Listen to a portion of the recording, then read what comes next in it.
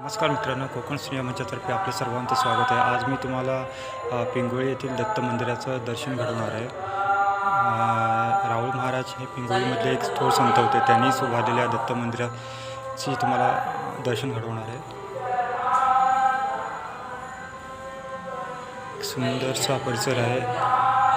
कीर्तनाचे स्वर कानी पडत आहेत. गुरुवारचा वार आहे. एक सुंदर असा सुवर्णयोग आहे. खाली कासवाची प्रतिकृती आहे आणि हे सुंदरसं असं दत्ताचं विलोभनीय रूप आज गुरुवारच्या दिवशी तुम्हाला मी दर्शन घडवतो आहे. हे आपल्या सर्वांचं सौभाग्य आहे. बाजूला शंकराची मूर्ती आहे. राहुल महाराज, अण्णा महाराज यांचे पाठी फोटो लावलेले आहे. दत्ताच्या मूर्तीच्या बाजूलाच गणपतीची एक सुंदर सुबक अशी मूर्ती आहे आणि मध्यभागी हे दत्ताचं रूप.